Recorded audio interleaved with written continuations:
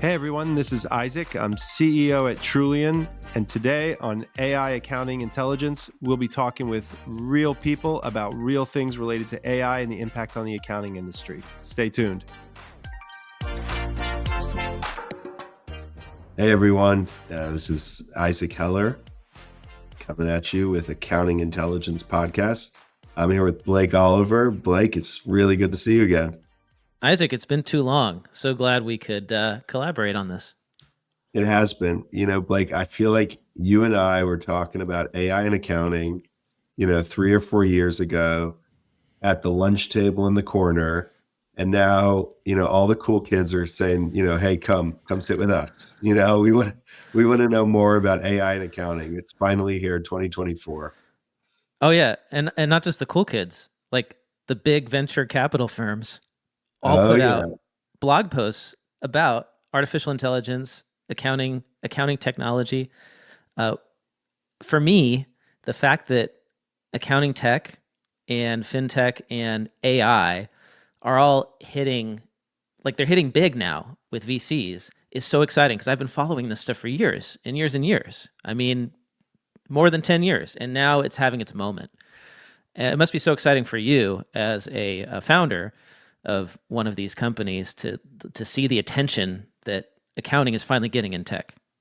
Yeah, definitely. Well, it's bittersweet because we talked to a lot of those firms at the beginning. We ended up getting great investors, but now they might be, provoking a few more companies to start AI and accounting tech. So now we got to look over our shoulder. Oh yeah, competition.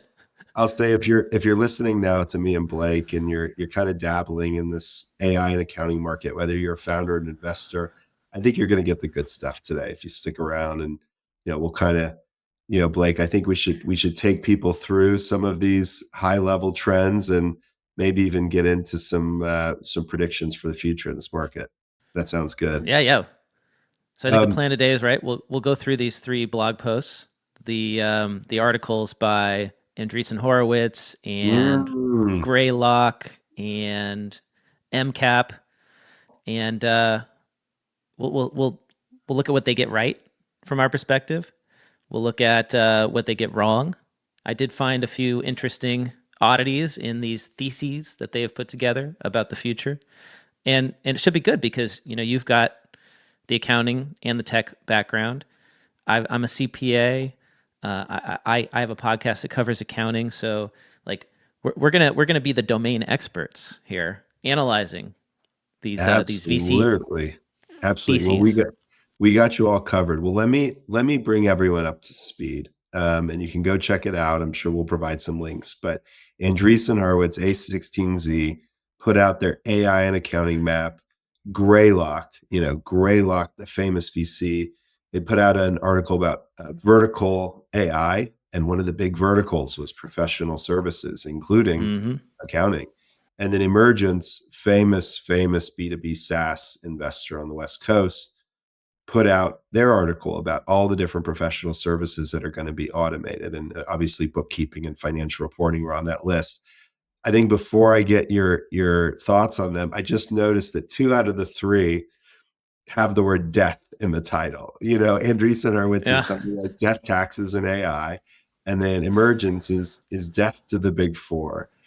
So it's a bit intense. I don't know if death is the right word, but what caught your eye when you started reading up on how these firms are viewing the market? So the death of the big 4, that headline on Emergence's article caught my attention because the big 4 are huge. They brought in $200 billion in revenue last year, the big 4 alone. So we're talking about Deloitte, PwC, EY, and KPMG. And that's a lot of money. And so if you are a tech company and you just have to grab a tiny little sliver of that in order to be very valuable, right? To be a success. And so, if in theory the big 4 could be replaced by AI, that's a really big argument to make, right? And we can discuss that. Are the big accounting firms, consulting firms going to get replaced by artificial intelligence applications, or is it going to be a different approach where they purchase these applications and use them in their practices? I think those are the kind of the two competing ideas, and there'll probably be examples of both, right? Because these firms do a lot; they don't just do one thing; they do a million things. Can we start with that post? I just think that was the most interesting to me because they really focus on that. Absolutely. And a little side note, the article was actually called Death to Deloitte when it came out, a little alliteration. and I believe they may have ruffled the feathers of perhaps an auditor advisory partner, which reminds you that these are very, I think, important and really beneficial brands in our ecosystem. Whether or not they're using the right mix of technology and bodies is another discussion. But yeah, I mean, look, the death to the big four essentially created a matrix, a map of a lot of different services activities, right? So, on one end, maybe they argued that bookkeeping and certain financial reporting uh, aspects were highly repeatable and highly automatable. On the other end of the spectrum, arguing that things like international tax and M&A diligence might be harder because they're so specialized. Mm-hmm. And if you look at this matrix, it kind of goes through the different types of professional services and what become more automatable. What I like about the way Emergence did it is they really focused on the problems, right? And the problem set. And they got very specific about all the different services and adjacencies and mapped them out in terms of what could actually be applied AI and what might be better in terms of specialization. I don't think people think a lot of that. I think they just fly 50,000 feet above and say, oh my gosh, everything's manual. It must be, prone to AI, but it's really not like that. AI is applied to every single professional services line. And then within the professional services line, whether it's revenue or leases or quality of earnings, it's applied very specifically. So I think they got that right. And I think they did a good job. Yeah, I like this chart. It's really helpful to look at, and to help our listeners visualize it, it's a classic 4-quadrant chart, and the x-axis is basically whether or not the firm is helping you do something, like advising you on something, or doing it for you. So over to the right, as you move to the right, those are jobs where the professional services firm or the accounting firm or the consulting firm is doing that work for you, for your company. You're just outsourcing it. And the y-axis, the up and down, it goes from like low repeatability up to high repeatability. And what Emergence is saying is that they want their investments, their startups, to focus on high repeatability tasks that like can be done over and over again, and where the firm is doing it for the client. So it's an outsourced activity that is repeatable, and to me, this screams productized service. That's the phrase that we use a lot in accounting services. So if a service can be productized, it can probably be automated with technology, or there's more opportunity now. Yeah. Yeah. So what's interesting and it is, and Greylock, the article on Greylock is called Vertical AI, and Emergence is kind of unpacking. And if you understand the way investment theses work, a vertical in most cases is a specific vertical. So, for example, a public company called Viva, fantastically successful company, really focuses on life sciences and pharmaceutical, right? Company called Procore, another public SaaS company, really focuses on the construction industry. And so there aren't a lot of big companies that just focus on accounting. I mean, we can name a few, Caseware and some of the Thomson Reuters and CCH applications, but that's not as big as a lot of these vertical markets. So the argument is, these companies today, these services firms rely on HI, human intelligence, right? And the next era is artificial intelligence. So what aspects can be A, what aspects can be H? So creating a whole new vertical. It's a whole new vertical SaaS market according to these predictions. do you consider like public accounting to be a vertical? Because public accounting firms serve so many verticals. Are they themselves a vertical? Yeah, I mean, in SaaS terms, everything is a vertical. Maintenance, plumbing is a vertical, right? And so the question Right. is it a big enough vertical for venture capital investors who previously had exits in Airbnb and Uber and Instagram? Is it big enough for them to have those outcomes? I would say public accounting is not big enough, right? Professional services is big enough, right? The $200 billion figure you mentioned, a lot of it is from audit, a lot of it is from tax, and they have legal arms and strategy and transaction services and stuff like that. So professional services as a whole, from the big four to Accenture to big BPO shops, that's a huge vertical. Public accounting, it's big, but when there's four players that dominate it, it can only be so big. Okay, so within the public accounting vertical, Emergence calls out certain services as ripe for disruption or automation with AI. Bookkeeping is obviously on there, financial reporting, uh, cloud migration, Yeah, quality assurance, just maintaining apps. I find that's interesting. That's actually one of the most repeatable tasks that they identify is just maintaining apps. Do you have an idea to what they mean by that when they say maintaining apps? I don't Um, know. I mean, maybe it's DevOps, maybe it's orchestration. I have no idea. I'm Um, I'm I'll wondering if say, it's maintaining yeah, like API integrations or something because right that's a big task and maybe AI could like do that. absolutely, absolutely. I mean, again, in theory, you're looking across an organization and you're saying, okay, who does something that's just maintaining a bunch of stuff with very clear, inputs, outputs, rules? And yeah, you might look at someone in the IT org or the CIO org and they say, our job is to make sure nothing breaks in these APIs. And then you say, okay, well, that's a service, right? And so we can build something that automates that service. Now, I want to throw something out there. I mean, we're talking about the venture capital community, which I can speak deeply about. Ambitious agenda, sometimes fatal flaws, right? All the ups and downs of going through, the venture capital route.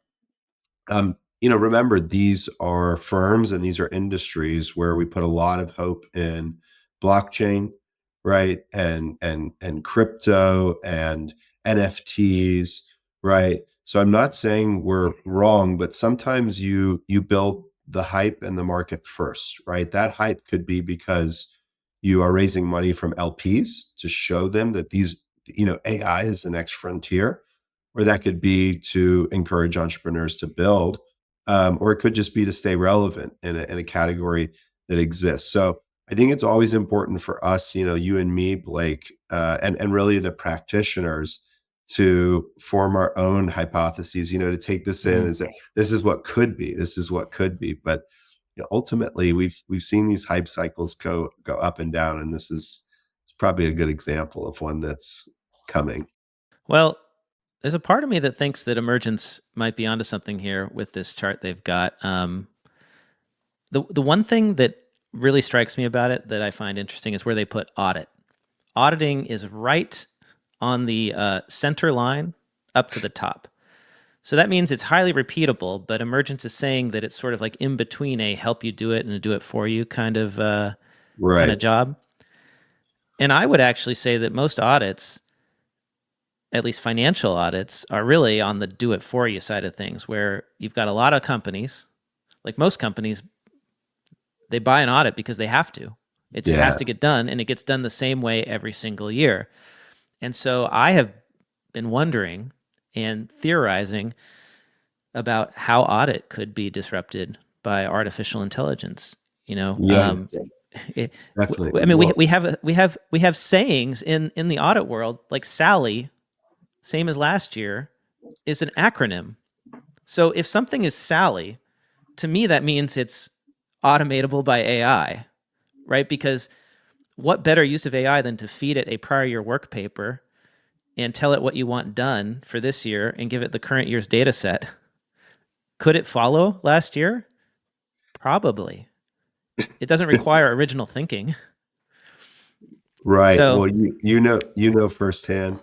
Yeah, it's a good question. And I also should give a special shout out to people starting to care more and more about audit, right? It was always behind the curtain, right? If you're a VC, you don't think about it, right? Maybe when your companies get mature, you kind of check the box. But Right.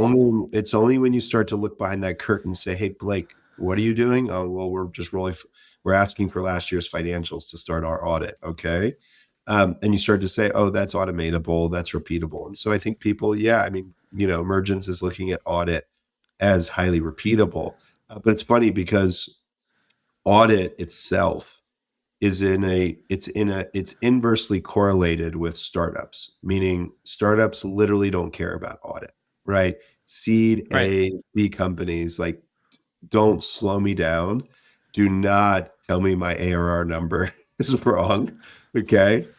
um, that just passed a smell test for my valuation. And so it's just funny. It's just ironic that now there's going to be all these companies being built. We and I have talked about some of these early stage companies that are startups doing audit, which is really for the kind of the big, large companies that are publicly listed, especially. It's a $60 billion market in the US. So I It's feel huge. like somebody's going to come along and tackle that. We already see it with SOC 2 audits, these data security Yep. audits. There's startups that are doing it for a fraction of the cost of a traditional CPA firm and arguably giving a better customer experience. So I feel like it's inevitable that we're going to start to see those tech companies creep into financial statement audits. I Absolutely. would not be surprised. Well, wink, wink. Trullion's doing it. You can go check that out another time. But I guess I'll ask you, Blake. You talked about these companies. Like, have you seen any recent rounds, whether it's early stage companies or companies or growth stage, whether it's rounds announced or I just saw you at the AICPA a few weeks ago. Like, have you seen some companies, venture backed or private equity backed companies that have caught your eye? Yeah, we were at the AICPA Engage conference together, and of course, a lot of these startups are there exhibiting. I actually didn't go into the expo hall this year. I was, What? yeah, I didn't make it in. I was a little too busy out by the pool and the cabanas. That's become like the side event. And I like the sun these days. Uh, but I feel like a lot of them, a lot of what we see, we've got these startups. Field Guide is a great example of an early stage startup in audit, but they're really more like checklists. They're workflow software, and they're adding AI into these apps, but it's really for the auditor to use, whether that's an internal auditor or an external auditor. Um, Same thing with apps like Flowcast. I used to work at Flowcast. It started as a closed checklist workflow software. Now they're adding in AI features to automate the work. Now, Flowcast is designed and marketed to corporate controllers and CFOs, not the auditors, but essentially it's doing the same kind of work, right? Where a field guide is reviewing work papers, Flowcast might be creating them. It's two sides of the same coin, right? But we haven't seen anyone. I haven't seen anyone anyway that is like automating it without the auditors at this point. I don't know. What have you seen, Isaac? Well, I'm with you. I mean, nothing new under the sun, right? AI is the next kind of checkpoint on the road to automation. And so you talk about Field Guide and Carbon and Canopy and all these, audit workflow solutions. They deliver audit workflows, and that automation is desperately needed amongst audit and services firms. The AI features, that's what they are. They're features. They're just kind of adding on things. We mentioned, when you think about the AICPA, first of all, it's amazing to see so many new logos. It used to be a bunch of like R&D tax credit, services companies and stuff, and now we mentioned Trullion, which is a Y Combinator backed audit workflow or accounting workflow solution. Materia, right? Mm-hmm. X Meta, data science coming into the space. There's a lot of these new Y Combinator venture backed companies coming in. Have I seen anything?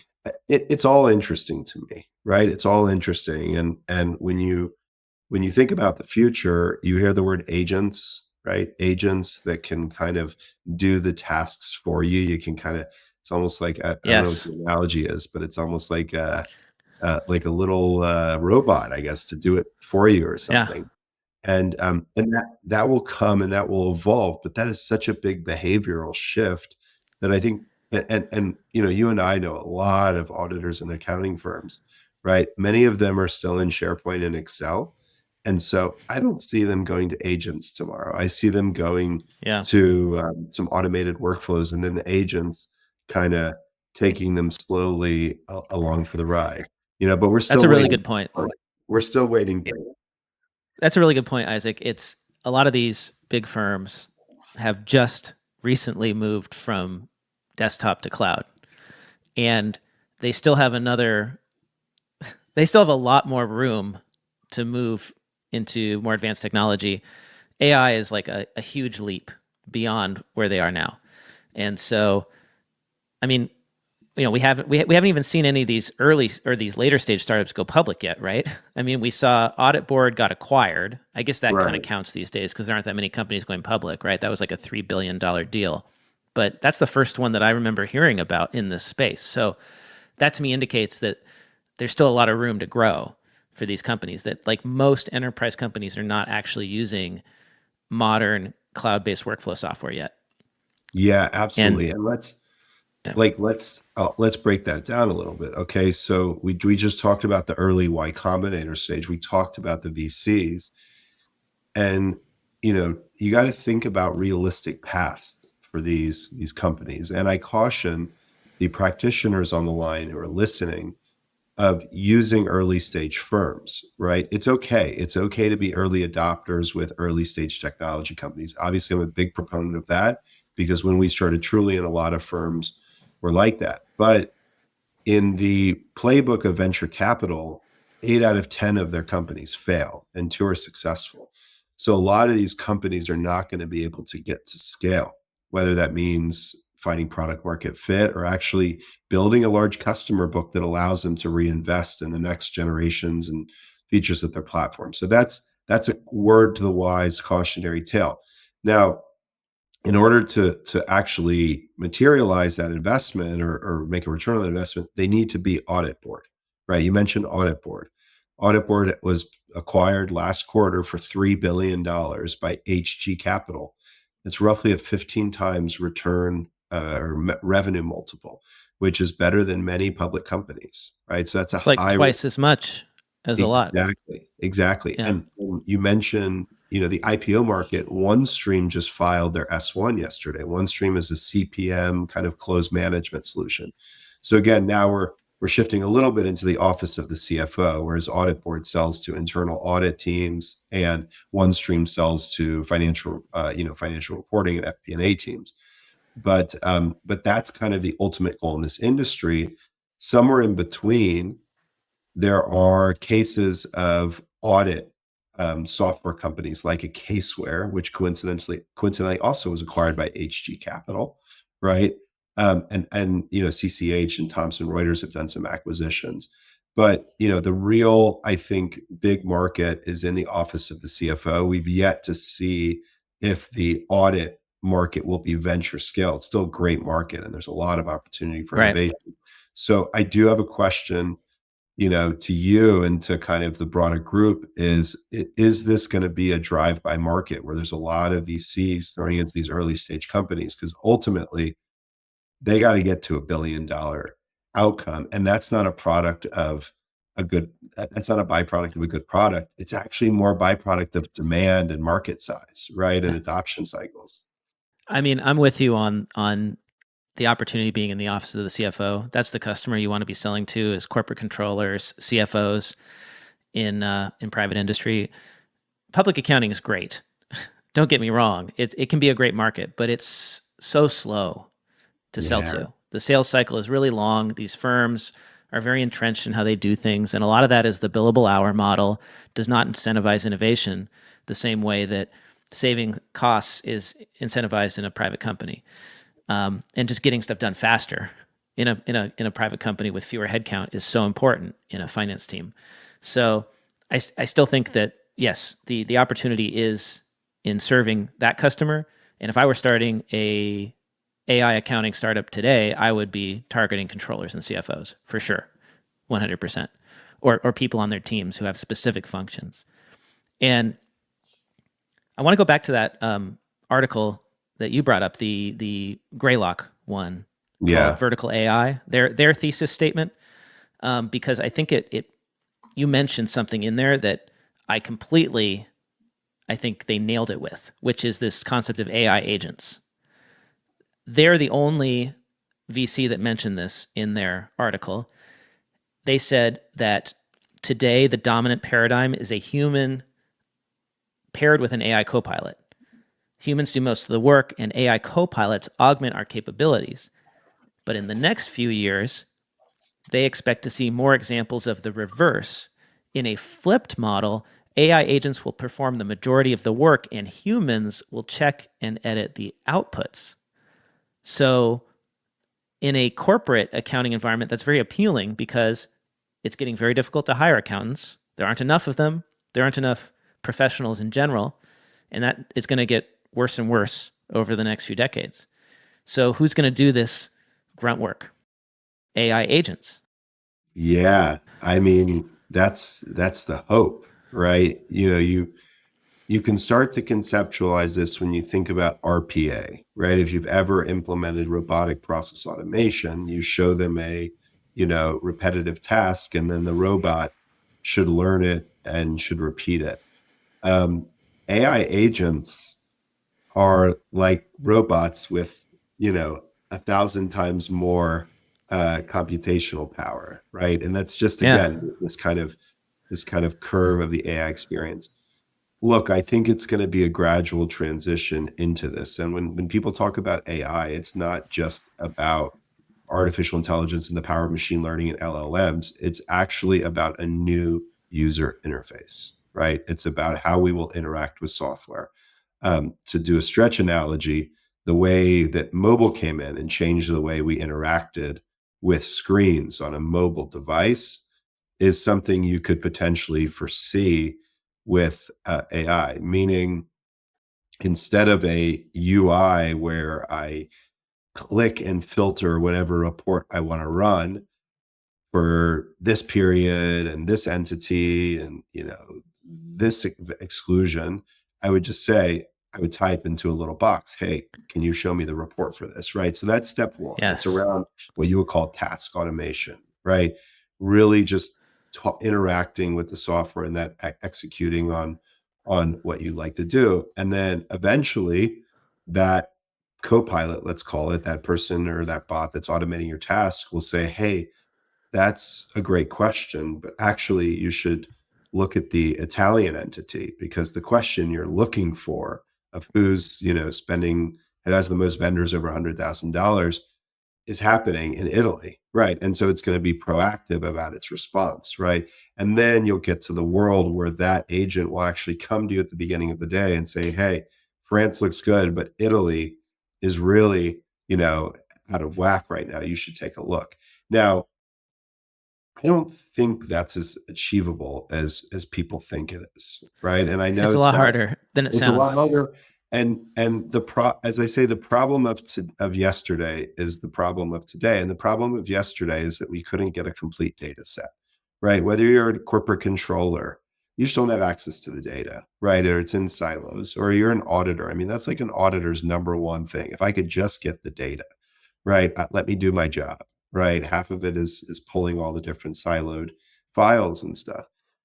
In order to have these agents perform, you do need to be able to traverse different data sets, right? And if you rely on the ERP, well, more than 50% of the data is outside of the ERP. So then you got to go structure that. So it's a nice future. It's a cool futuristic idea, but the finance stack is like a freaking mess to begin with. Right.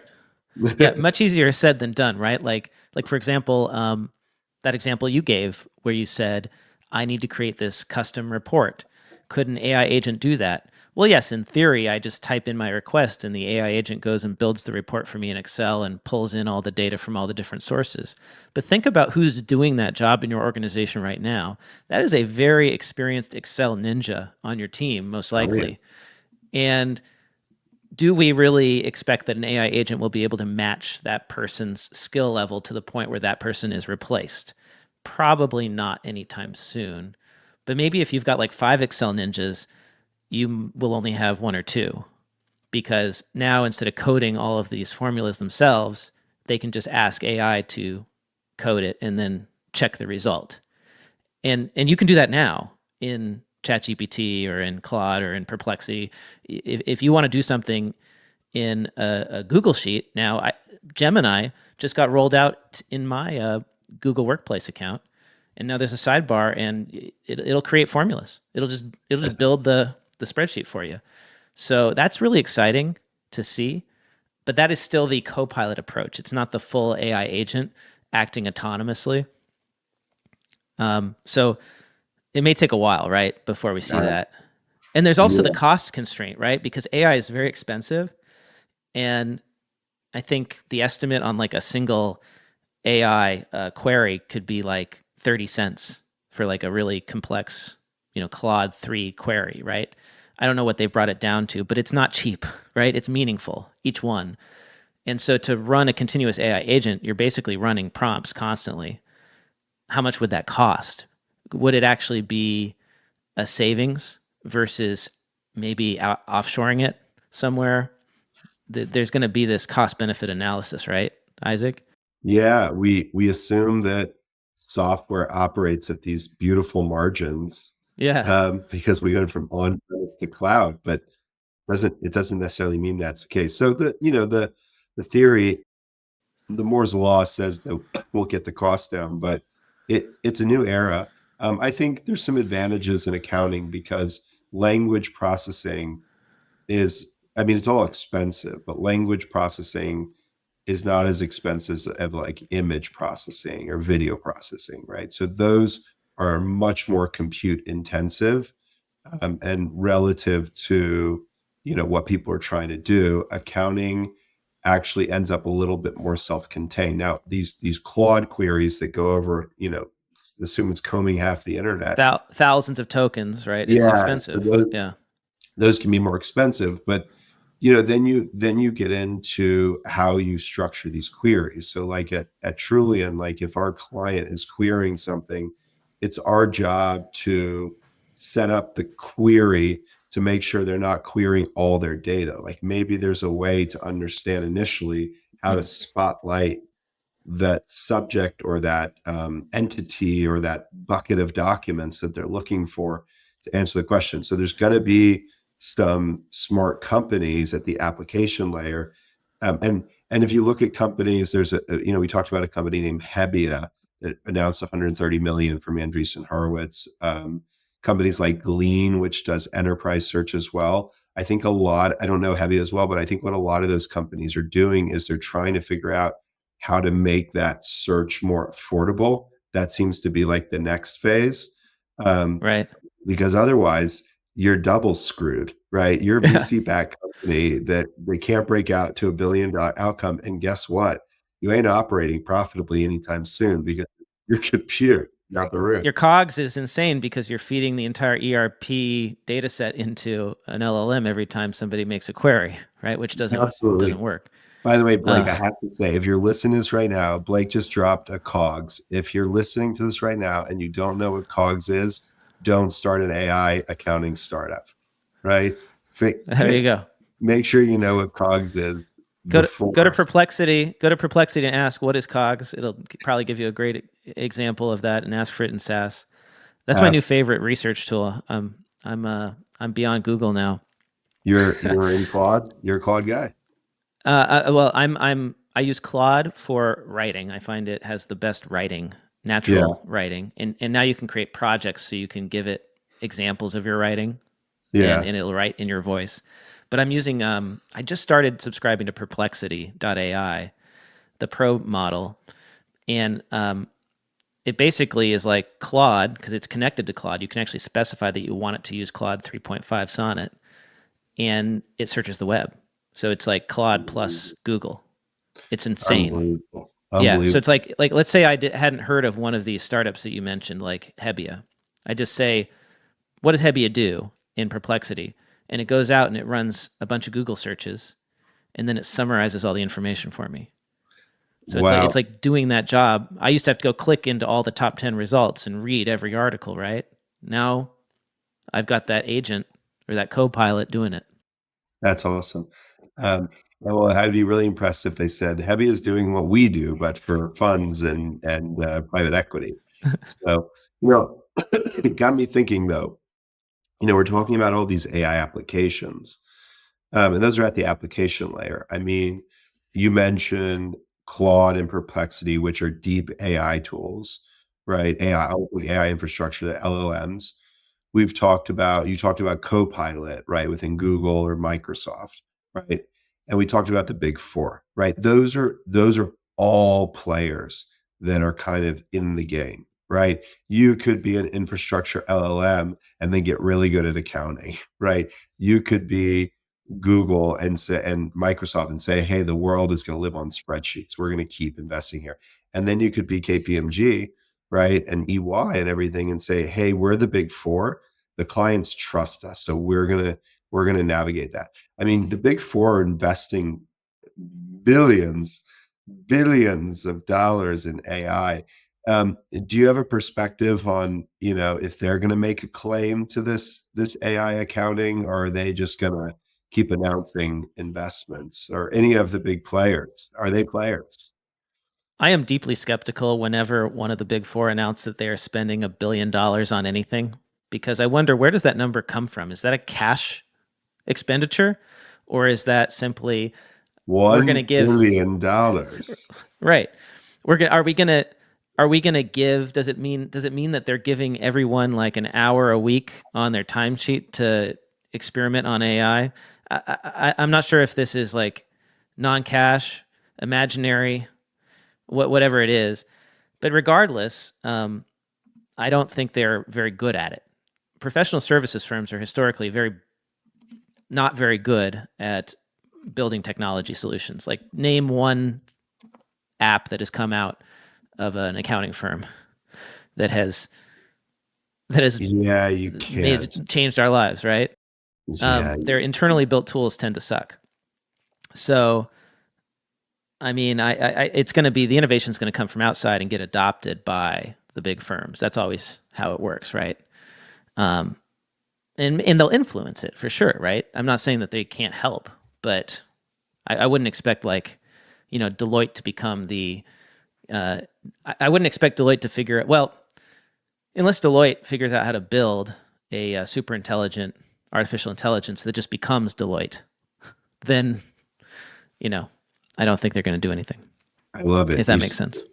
Yeah, well, we're still on the Dr. Evil thing. $1 billion to build a clone of itself, right? Well, and that's why we don't have to worry. We actually brought up the reason why we don't have to worry about a super intelligent AI anytime soon, which is that the compute power or the electrical cost to run a super intelligence would be, I think the estimate is greater than the entire output of the United States right now, the electrical consumption of the United States. Oh, wow. So that's why Sam Altman has invested in fusion companies, because he knows that the only way to achieve his objective of actually creating an artificial general intelligence, which means an AI that can think continuously like you and me and have memory and all that, the only way to do it is with massive amounts of power, or he has to wait years and years and years and years until we figure out how to make LLMs that are as efficient as the human brain or close to it. Oh, wow.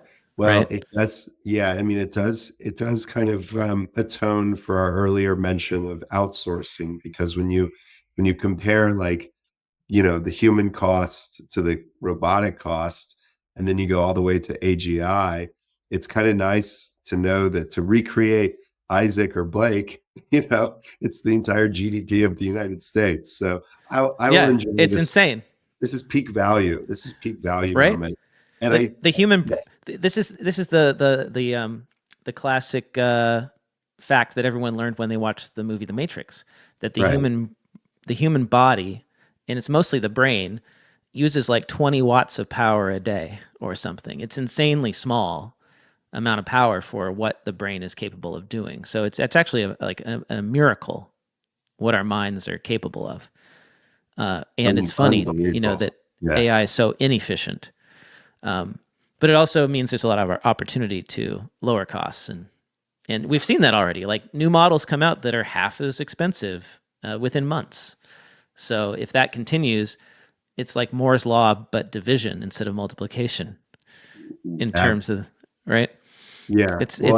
I still can't do division, so I don't know how, but yeah, maybe some sorry, you won't root. have to soon. The AI will do it for you. Absolutely. But look, on the big 4 point, yes. I think you're right. It's not to say that the big 4 is not capable, right? It's just so it's been done so many times over the years, right? And it's not just the big 4, it's that classic like business 101 use case when they say, "Oh, well, the oil company, what Standard Oil was great at drilling oil, and why did they fail? Because they moved into midstream pipes or whatever it is, right? You are a services firm, right? You are elite at services and building brand and delivering an A plus project. Building technology is not your core business, right? Right. So and you just read so many business cases over and over again where people try to go into their core businesses and they don't find synergies. Now that being said, you also mentioned M&A. And I think that's the other thing, just to kind of tie all these, AI and accounting investment trends, is there is some more why now than just AI, right? AI is exciting, but from an accounting perspective, there's a shortage. Not as many people are excited about going into accounting. You also have a wave of, I would say, macro pressure on large accounting firms to operate more efficiently, right? It's just a natural progression over the years. And, you saw EY almost got broken up this year. There's a lot of people that come into the industry saying, what, you can't audit, can't do consulting, consulting can't do audit. That seems wildly inefficient. Why do you even have the businesses combined, right? You saw the largest private transaction of an accounting firm last quarter with New Mountain Capital closing on Grant Thornton, who had also acquired Citron Cooperman as well, another top, 50 firm. So the amount of accountants, right, in addition to AI, the actual amount of accountants and just this general operational efficiency push, like, hey, that whole throwing bodies and spreadsheets at the problem is not scalable, right? You can keep rolling up regional firms how you want, but I'm looking at my software company, I'm looking at my, even car companies, right? And they're just operating much better. So, just to kind of like circle back, that in addition to AI, these guys are investing and companies should be looking, because now's really the time. There's a big why now compelling event for these companies to look at more software. Well, you've felt it, working at Flowcast and now kind of getting to talk to a lot of people in the industry. Feels like it's inevitable. Yeah, you bring up a good point about the talent shortage again. This is why companies are not as interested in replacing headcount as they are in augmenting their existing employees, because we just don't have enough people to go around as it is.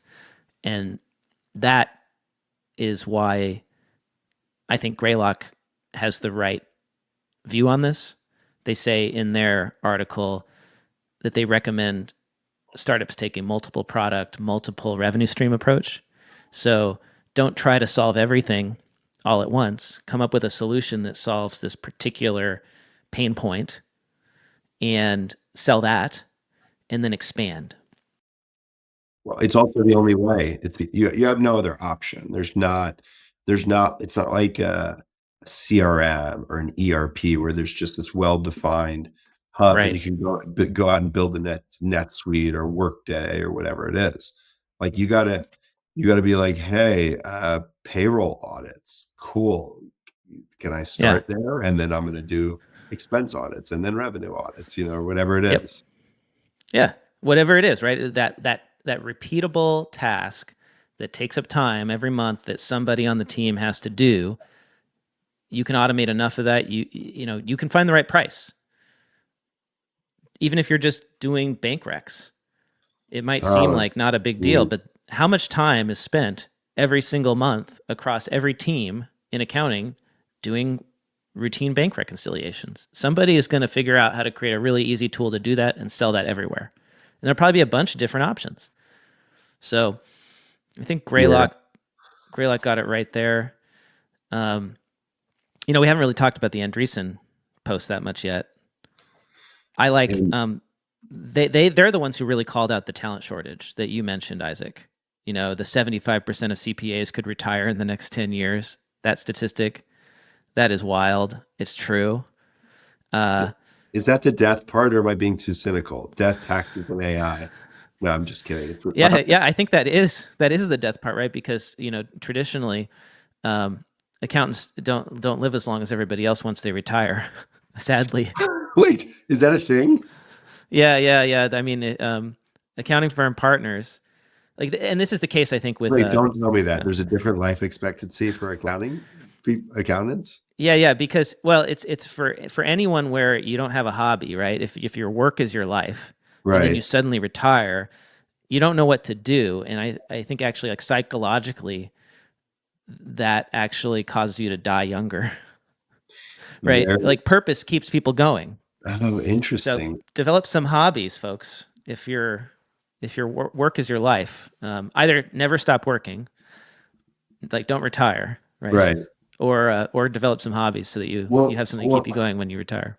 well, look, I think there's there's a mirror that the industry is looking in right now. I think there's a lot of self-conscious people. I mean, these are all my peers and our employees at Trullion and our friends and our partners, and they are saying, you know, how do we iterate? How do we create the next level of this? Because there is some sense of like, if my head is on a swivel between two screens, one is an invoice and one is Excel, that's not going to be very fulfilling for me. So it's definitely something. It doesn't feel like that when I talk to our partners and I talk to and maybe we just get to work with the tech forward ones. I mean, we get to work with a lot at Truly. I'm talking about like we get to work with the advisory firms that are kind of on the cutting edge. We do work with the big four a lot, but we also work with those firms of like, I was a big four senior manager and then I went to go to, Connor Group or Riveron or Embark or Cross Country, these types of firms. And a lot of those firms are much more tech forward. They're much Yeah, more enabled. And they're not just like on one project for 2 years, they're switching from clients and stuff like that. But I didn't even realize that about like kind of the life expectancy, or let's just call it the career expectancy, because that yeah, does have an influence. So if these accountants are retired, it's one of those baby boomer kind of equations of looking at actual like yeah, large curves. And then now that makes sense around this trend with of more PE buyouts for accounting firms, because I would guess that there's a large class of partners. And of course, you have a legacy partner compensation model. If nobody's familiar with that, partners make a good amount of money in many firms, and a lot of the work more and more is pushed down to staffs and associates. And over time, it just becomes harder to make partner, but partners continue to do well. And so as these get to retirement age, I'm just kind of thinking out loud, Blake, this is another reason that they're more open to a buyout, right? So you've got yeah, the labor shortage. It's all connected with kind of career spans, the labor shortage, and then also these partners ready to kind of buy out and bring in the governance, which is going to make them more efficient with technology.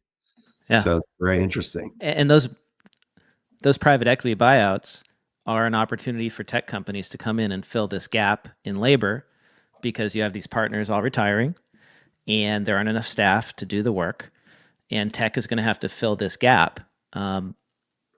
So it's going to be interesting to see whether or not these PE investments are successful. I think it will all depend on how successfully they modernize these firms.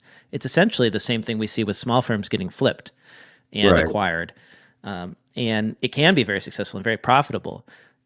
I can't even imagine how hard it will be to do in a large firm, given all the complexities and the number of Oh, partners and the we're number of in it. people. We are You know? in it. We are in them. Yeah. And it is So, very, very hard. But that's what private equity specializes in, right? Like I've been, everyone, you talk about it from a 50,000 point view, been in these rooms, I've worked for PE backed companies. I've talked with the PE firms as they're talking to accounting firms, and they're very used to going and partnering with legacy companies that have 10, 20, 50 years of file folders. And over time being able to impact change, right? And it starts gradual, and hopefully you can get the right sponsors internally. But over time, once you start seeing those benchmarks and that governance, the company just has to turn. It has to go more efficient. yeah. So I don't think I don't think it's anything they haven't seen before. I mean, go look at a healthcare roll up or something like that. They've Yeah. seen a lot of paper. Let's just say that. So Blake, maybe Well, and some of we'll those, yeah. medical is a great example. Yeah. Some of those have gone really well, and some have like not. Right. We've Mhm. seen, I think in the dental world, right, there's been some roll ups where the dentists feel like, oh, now I'm working more. I don't have a stake in this. Like, and that's where I see it could go wrong is if a private equity firm buys a big firm and then they just decide to like squeeze it as much as they can so they can sell it in 3 to 5 years. That would be bad for the staff because then they're just going to get asked to work a lot more. But then there's the other option, which we hope they take, which is let's modernize, let's implement technology. And and that could lead to a really positive world for accountants in public where they aren't being asked to work 50, 60, 70 hours a week anymore. And that's what Right. I really hope for. That's the promise of technology is that accountants can have good work-life balance. It's totally possible. There are small areas in accounting where we do have that. I was privileged to have it, and I hope everyone can. So, I really am passionate about tech because it can give us that really good job. Pays well, stability. We don't have to work more than 40 hours a week, and we can do it remotely. I mean, that's the dream. You love So the remote. You love the remote. I'm totally with you. I Look, I've love it. I've worked under private equity firms. I know that there's been some historical negative things, but overall, I think driving efficiency in an industry that hasn't changed in a long time is probably the only alternative. We don't know how it's going to go, but the status quo certainly um, is going to lead to more articles with death in the title or some kind of negative or cynical connotation. So I'm totally with you. Blake, I want to end it on kind of a question or thought. So we talked about these early stage companies, right? We talked about the firms. Um, Mm-hmm. how do these exits go in 10 years, right? Are these early stage companies IPOing? Is it PE buyout? Are they disappearing? Are they combining with firms? What are you thinking? Well, if they're just providing a small vertical solution, meaning like a task solution, they'll probably get rolled into something else at some point Yeah. because long term, like long term, these little point solutions are going to expand into basically the AI agents we talked about and filling the headcount role, like actually taking the place of say a staff accountant. Eventually, that might take 10 years or more to happen. We will have the choice of do I hire a human staff accountant or do I hire a AI staff accountant? That would be the winner of this, right? That company will go IPO and be worth a lot of money. Maybe there'll be a few of them that come out of this. So, like that's the to me that's the like driverless Uber car kind of outcome where the profits will just be insane because as long as you can keep the compute costs down, you're going to be 10 times less expensive than a human. And so you can sell that all day long. Yeah, Does that make absolutely. sense? Yeah, definitely. And a highly, I would say human accounting advisory and services will just command a premium, right? It'll be a premium service in Yeah. the same way that high-end travel is concierge based, or another analogy is diamonds, right? You can buy a fake diamond and nobody can tell the Yeah. difference, right? But some people want a real diamond, right? And that's okay too. And so there is a premium to working with someone and having that look and feel and having that relationship. And then in some cases, maybe your rev rec or your lease audit or whatever the heck it is, you want the automated path, right? And that's okay too. And Oh yeah, nobody's I going mean, anywhere. We're all going to have some fun. and it's going to start with jobs like payroll specialist and accounts payable specialist. Like these are jobs that we don't have enough people for, and we can put those people to better use by upskilling them with AI to do other things. So, like, I'm not really worried about AI taking away jobs because there's just so many jobs to be had, right? We're barely keeping up with we're not keeping up with economic growth as it is in We accounting. need people. We need people. We need more. Yeah. People. Wait, but it's going to be crazy. It's going to be a wild world where your coworker is an AI. Like in Slack or in Microsoft Teams, you will have a bunch of coworkers who have names, probably because we love to humanize things, who are AI agents that work with you on your team. Absolutely. Your manager might be an AI. Actually, that's probably one of the easiest jobs to automate, I think, is just like the routine middle manager job. It's just following up to make sure stuff gets done. I love it. Just show me my KPI. Remind me my KPIs once a week. Isaac, I'm willing to bet that we will see companies run by AI CEOs, not in our lifetime. Meaning, like the board will just delegate the management and direction of the business to an AI because these AIs are going to get really good. Oh my gosh. I can tell you, some days in my role, I would love to have an agent to take a day or two off. Yeah. Wow. They can sit in on all those. They can sit in all those meetings, and you can just do the fun all hands, right? Isaac, you can go pump up the team. All hands and the AI CPA talk or whatever it is. So I love it. Yeah, there you go. Well, look, I mean, Blake, this has been great, and we should do it again. We should check in every year and see how things are going in the AI and accounting world. But I really appreciate your time and insights, and enjoy you as a thought partner. And it's always been fun kicking it for a little bit on the topic. Yeah, thanks for having me on. This was a great conversation. We could go for hours. Okay, good. So part 2 coming soon for all you listening, and we'll see you next time. Thanks, everyone.